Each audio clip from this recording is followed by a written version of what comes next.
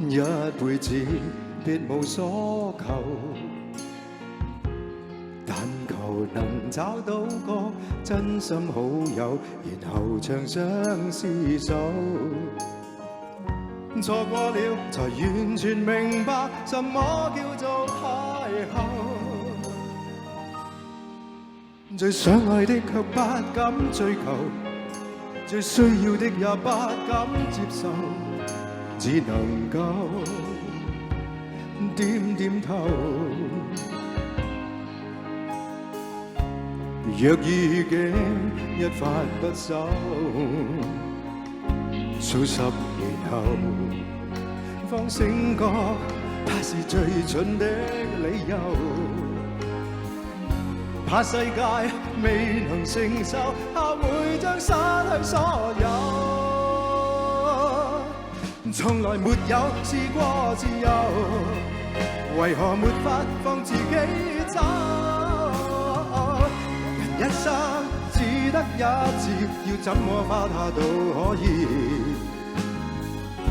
每一個佢聖經所說是上帝的孩子，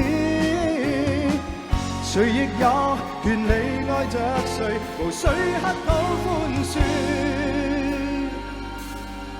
若再返得到從前，要勇敢一點，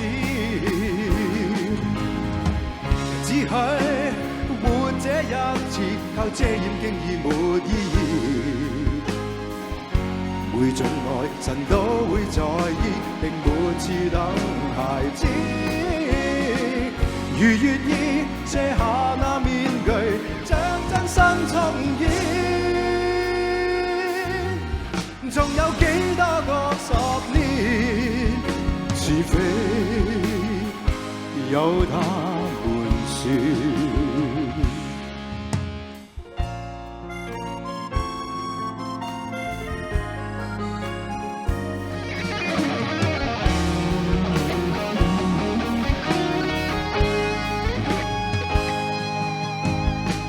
一生只得一次，要怎麼花它都可以。每一個據聖經所說是上帝的孩子，誰亦有權利愛着誰，無需乞討寬恕。